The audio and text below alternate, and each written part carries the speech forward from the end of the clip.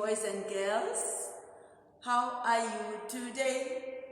How are you today? How are you today? How are you today? I'm also fine, thank you. Our little theme for today says, Rainbow Promise. The verse that we are reading from today is found in the book of Genesis, chapter 9, verse 15. It reads as follows, "And I will remember my covenant, which is between me and you, and every living creature of all flesh. The waters shall never again become a flood to destroy all flesh." It is again found in Genesis chapter 9, verse 15.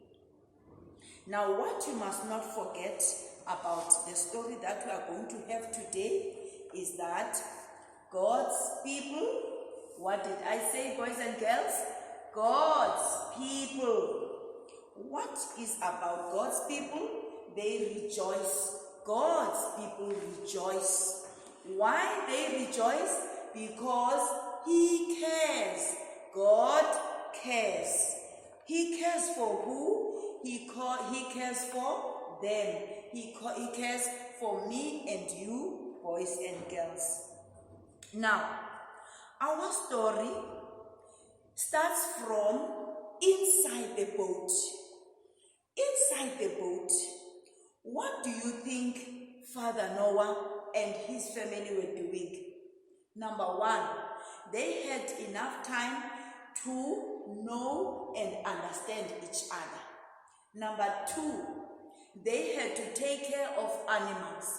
They had to feed them, they have to clean after them, and they had to make sure that they have water. You can just imagine how many animals were there, and they had to feed all the animals, clean all the animals, give water to all the animals, and they were doing this as a family. Now, can you guess how much time they spent in the boat? They spent many days in the boat. In fact, the Bible tells us that it was more than a year. Can you imagine that? To stay in one place, you don't go outside to play, you just stay inside the boat, and you have to work inside the boat, and you have to feed the animals inside the boat, and you have to give them water the whole year. Would you love to do that? Now, it was giving them time to know each other, to understand each other, to know the animals, and show love to the animals and love to each other. Then, after all the time they have spent inside the boat, there came a time where they had to leave the boat. Now, God opened the door. And can you imagine, boys and girls, when the door was open, all the animals, they were excited. And the people in the boat, they were also excited. At last, they are leaving the boat. And some of them were squeaking. The dogs were barking.